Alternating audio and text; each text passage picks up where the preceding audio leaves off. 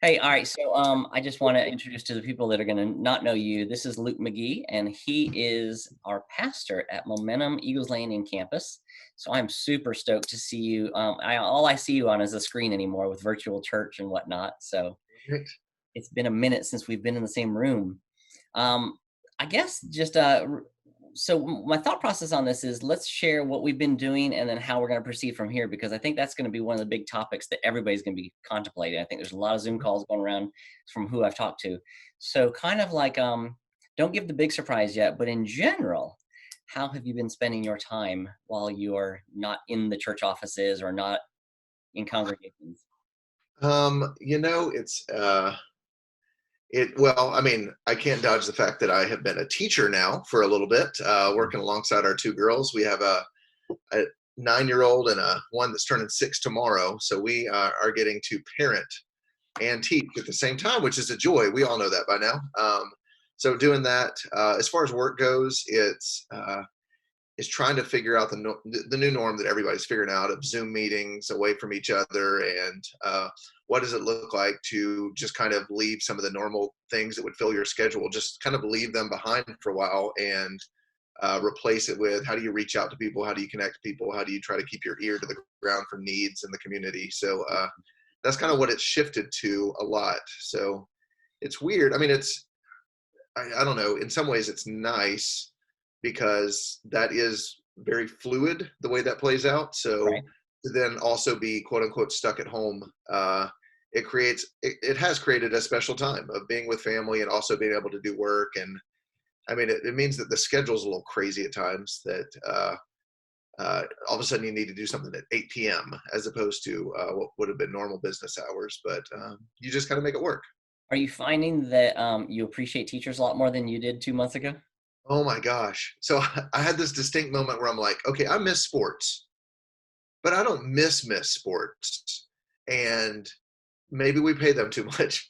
In contrast, I'm like, oh my gosh, yes, the emotions that I feel towards teachers right Yes. now in terms of appreciation are pretty daggum strong. So yeah, we need to pay them more for Yeah, no, sure. there's no doubt about it. And I mean, they're not getting a break on this either because they're having to kind of on the fly do this. I'm hearing some teachers are giving a lot less work. Their principals are saying give less work. I've heard other people say you got to keep them engaged and challenged. I mean, my daughter's still doing 6, 7 hours a day of Yep. homework. The good part is she doesn't have homework at night because she's doing it all during the day. So that's a plus. Yes. Yeah, that's our Ada, our third grader is. I mean, it's pretty typically about 6 hours a day. Or Tuesdays and Thursdays, she has 4 different class Zoom calls, and so it's That's crazy. yeah, That's crazy. yeah. Well, any new hobbies during this time? You know what's funny? So, well, I mean, I guess you'll know this, but our church has an ice cream truck Right. that we like to kind of partner with community events and provide free ice cream for those. So we have recently planted a new campus down in Forsyth, and therefore we have one older ice cream truck for 3 campuses spread out over 2 counties. Which I mean, I guess we actually skipped a county to get to another county down there, so it's a lot of driving. So we were gifted a new ice cream truck, and then we have recently got it wrapped. And kind of the Oh, next step was, what do we do with the inside? Because it is still a retired Sara Lee delivery truck on the inside. What do we do with that? So the day before we went on quarantine, before the rules started coming down and we were working from home, I brought the ice cream truck home and I raided our 2 campuses of all the random scrap building stuff that we had okay. and got a few different power tools and just built out stuff in the ice cream truck How for weeks. fun. So I just didn't want it in the driveway as of last week, so I took it back to our McDonough campus. But yeah, my hobby is the interior design of an ice cream truck. That's what I've taken Nice. up. I was afraid you were gonna say eating ice cream, and I was like, that is not a hobby. I'm Well, just I'm not going to say that hasn't often also been involved, but yeah. well, tell us anything that else has changed during this COVID time, because I know I'm excited. Okay. So my wife Katie and I have been in the adoption process for it's been a long time. So the way that works is it can be a long and drawn out process, and sometimes it can be a really really quick process. So last Wednesday, we got a phone call from our adoption agency, Covenant Care Services in Macon, that a baby boy had been born on Good Friday. And just a little bit of background info.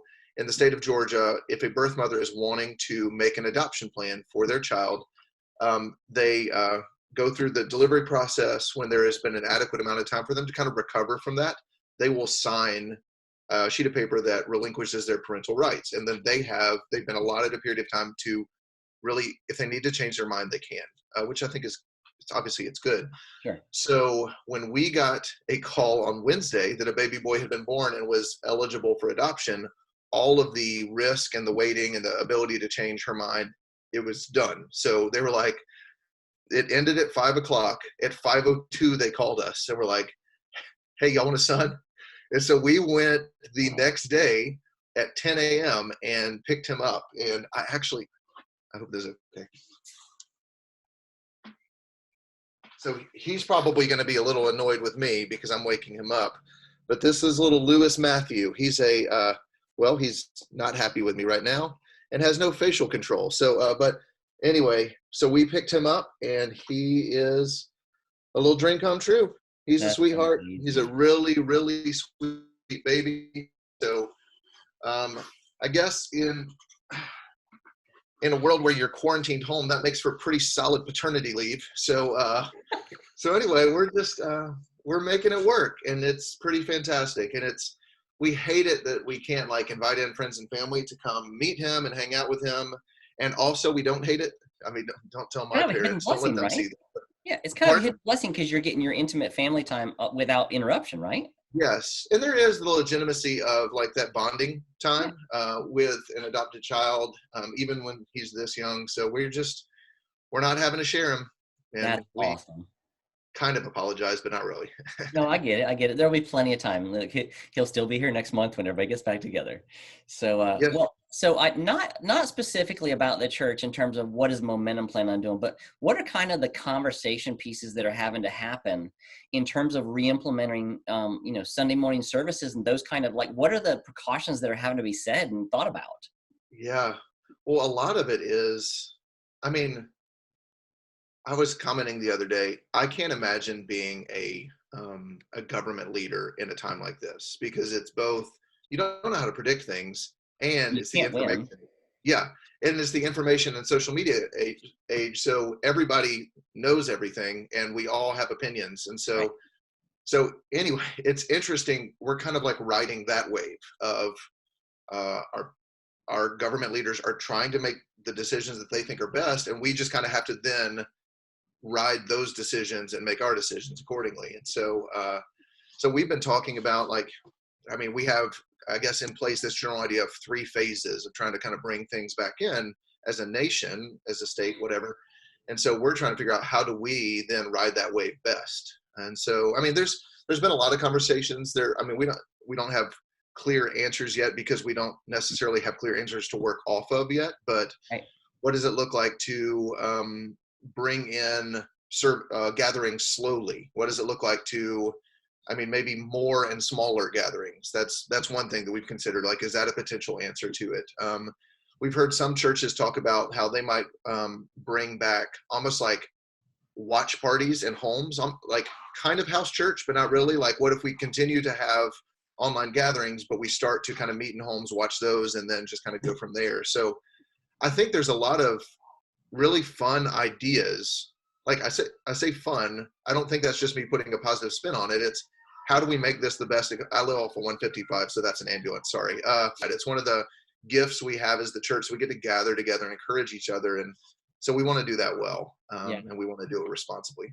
Yeah, I once again, I don't want to be a politician because any decision you make, you lose, right? You got a 50-50 shot of sitting on the fence, and probably the same as being a pastor. Like, it's like if you say, come on, seriously, you say, come on back to church, and people are like, you shouldn't go to church. It's like, well, then don't go back to church. And I Yeah, do wonder how this is going to be a long-term effect too, because people have gotten used sure. to sitting in their pajamas Sunday morning watching TV church, and that could go both ways. I think Yeah. there's definitely a lot of room for growth through all of this is what I'm Don't seeing. bring a baby to a Zoom call is a lesson that I've just learned.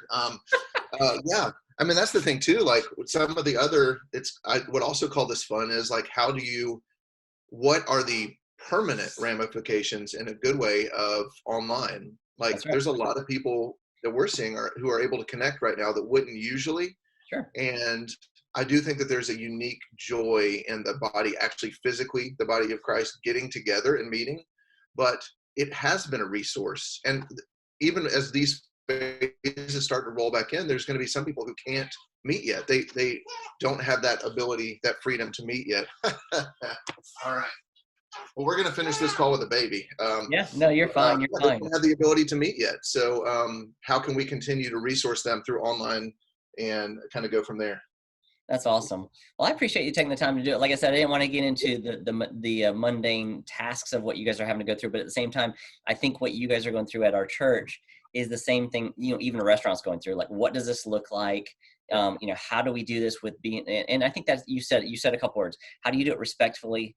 And how do you do it safely? And all those things, because you still at the end of the day want to run a service, or you want to run a business, or whatever the case is. And we're all hearing the same thing. Like, what's the new normal look like, and what permanently changed, what didn't change. I do think there's going to be a level of interesting, like intimate communication when people get together. Is like, maybe they won't shake hands the first week, but 3 weeks later when they shake hands, they're going to mean it this time, instead of just shaking the guy's hand because he's the guy that walking by me. Yes.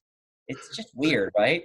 There's I so mean, many details. Like, I mean, I don't know how other churches do this, but our church does communion every week. So what right. changes about that?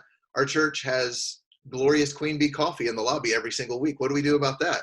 I mean, like, how do we kind of adjust those things well? So anyway, yeah. Yep, big learning process, but super congratulations to you for the new son. I'm glad to see more testosterone in the house. That's a good. Oh That's a my good. gosh. Please.